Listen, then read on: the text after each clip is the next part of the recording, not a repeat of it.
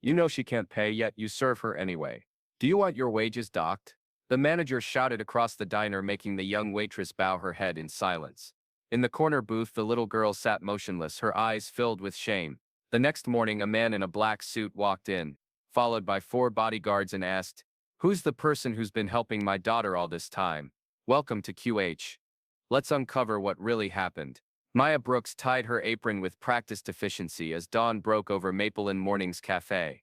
At 27, she had worked the morning shift for 3 years, arriving each day at 5:30 a.m. to prep for the blue-collar crowd that started pouring in by 6. The pay was minimal, the tips inconsistent, and the manager perpetually grumpy. But Maya loved the morning regulars, construction workers who remembered her birthday, teachers who shared classroom stories, and elderly couples who split a single breakfast plate. "Order up," called the short order cook, sliding a plate of eggs and hash browns across the counter. Maya delivered it with a genuine smile, the kind that reached her eyes despite the early hour. Most of the staff wondered how she maintained her warmth in a job that paid so little and demanded so much. On a particularly cold Monday in October, the bell above the door chimed at exactly 7 a.m. Maya looked up to see a small figure step inside, a girl no older than 10, wearing a faded yellow jacket too thin for the autumn chill. Her hair was pulled into an uneven ponytail, and she clutched a worn backpack against her chest like a shield. Without making eye contact with anyone, the girl slid into the corner booth farthest from the entrance and waited, shoulders hunched, barely visible above the table. Maya approached with a menu. "Good morning. Can I get you something?" The girl whispered her order. "Egg sandwich, please." Her voice so soft, Maya had to lean in to hear. When time came to pay, the girl counted out crumpled dollar bills in quarters, coming up short by nearly $2. Her cheeks flushed with embarrassment. "It's okay," Maya said quietly. "We have a student discount." She covered the difference from her own pocket, and even snuck a warm glass of milk alongside the sandwich. "Growing bones need calcium," she said with a wink. The girl didn't respond but ate every bite, her eyes darting occasionally to the door, as if worried someone might enter. For 2 weeks straight, this routine continued. Every morning at 7 a.m., the yellow jacket, the quiet order, Maya's discreet assistance. The girl never spoke beyond her order, never smiled, never looked directly at anyone, but she always came. On the 15th day, as Maya placed a fresh sandwich and milk before the girl, Doug, the diner manager, appeared beside her, his face contorted with annoyance. "You giving out free food again?" he demanded, voice loud enough to draw stares. Maya straightened. "She pays most of it. I just help with the difference." Doug's eyes narrowed. "She's not a paying customer. Stop playing Mother Teresa in my diner." The girl's shoulders curled inward, her gaze fixed on the table. "She's just a child," Maya whispered. "I can't let her go to school hungry." "Not your problem," Doug snapped. "No more freebies or it comes from your check." Maya bit her lip and nodded, feeling the girl's shame as if it were her own. The next morning, a new sign appeared on the staff bulletin board. "Notice: no unaccompanied minors to be served without full payment. Staff found providing unauthorized discounts will face wage deduction." Management. Maya stared at the notice, her stomach nodding. The message was clear. Doug was watching her. "Guess your charity case is cut off," smirked Trish, another waitress, snapping a photo of the sign with her phone. "Doug's on the warpath." By noon, the photo had circulated through the staff group chat with the caption, "Maya playing guardian angel again." Several coworkers added laughing emojis. "You shouldn't stick your neck out," advised Hank, the elderly line cook. "Job's hard enough without making waves." Maya said nothing, continuing to refill ketchup bottles with mechanical precision. Her thoughts remained with the girl in the yellow jacket. At 2:15 p.m., Doug summoned Maya to his cramped office behind the kitchen. A single sheet of paper lay on his cluttered desk, an official warning notice. "Sign here," he said without looking up from his invoices. "Consider this your first and only warning about unauthorized discounts." "Doug, she's just a kid trying to—" "Not our problem," he cut her off. "Parents should feed their own kids." "Sign it." Maya took the pen, her hand trembling slightly. She could argue, explain how the girl counted pennies, how her clothes seemed more worn each day. She could mention how the girl always arrived alone, always watched the door with anxious eyes, and instead she simply signed. "Don't make me regret keeping you on," Doug added as she turned to leave. "Plenty of people would take your job tomorrow." That night, Maya lay awake in her studio apartment, replaying the day's events. She couldn't afford to lose this job. Rent was due, her student loans weren't going anywhere, and waitressing positions that accommodated her night classes were hard to find. But the thought of turning the girl away made her physically ill. Morning arrived with a decision. Maya would pay for the girl's breakfast herself, in full, keeping the transaction completely separate from the diner's books. Doug couldn't object to her serving a legitimate, paying customer. As expected, 7 a.m. brought the yellow jacket and hunched shoulder. Maya approached with her usual smile. Good morning? The usual, a barely perceptible nod. Maya brought the egg, sandwich, and milk, then discreetly paid at the register herself.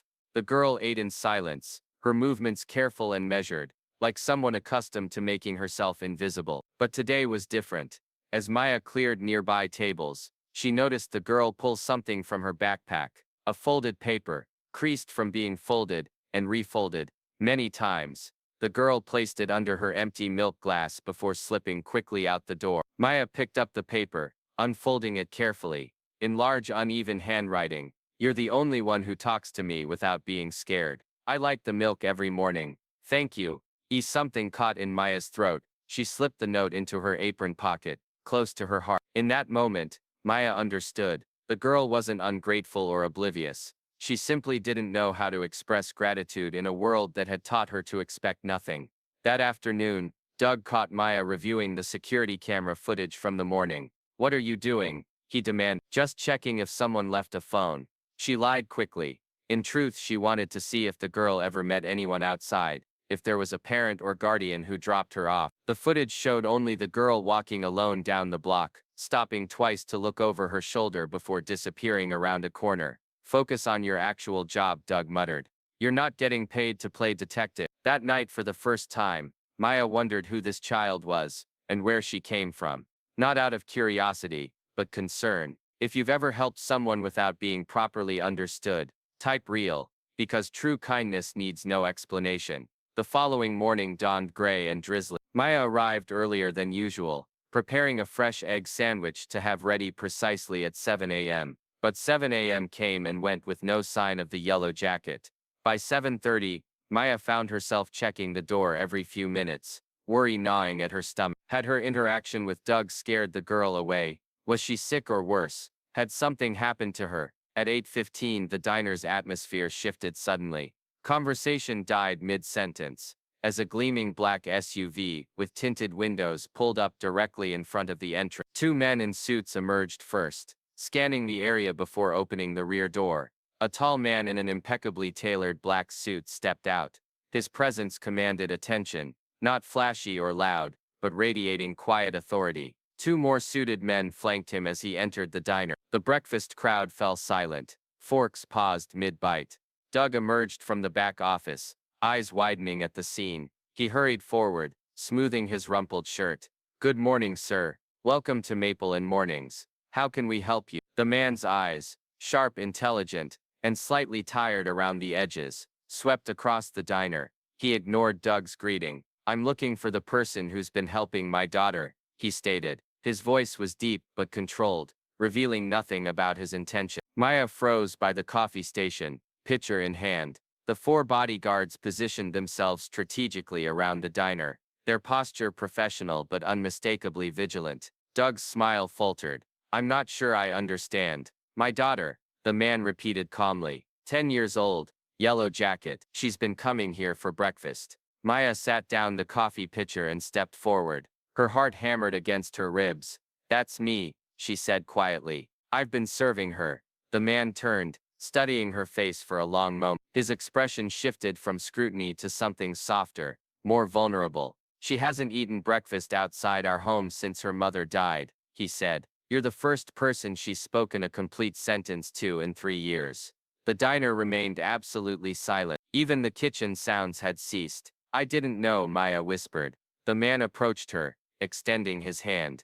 Graham Pierce. Several gasps rippled through the diner. Even Maya recognized the name. Graham Pierce, tech investor and philanthropist, whose face occasionally graced business magazines. "My daughter is Isla," he continued. "After her mother's accident, she developed selective mutism. Therapists, specialists, medications, nothing helped. Then yesterday she handed her tutor a note about a kind waitress. He reached into his jacket and produced the folded paper Maya had seen the previous day. This is the first time she's reached out to anyone, Graham said, his composure cracking slightly. I had to find out who you were. Doug stepped forward, his demeanor completely transformed. Mr. Pierce, I can assure you our establishment always welcomes your daughter. In fact, I personally instructed Miss Brooks to take special care of her. Graham's gaze hardened as he turned to Doug. Really? Because my security team reviewed your establishment before I entered. They overheard quite a different story from your staff. Doug paled, visibly. Where is Isla today? Maya asked, concern overriding her awe. At home with a cold, Graham answered. She was upset about missing her breakfast here. He turned back to Doug, his tone measured but firm. I don't need your apologies. What I need are people like her. He nodded toward Maya.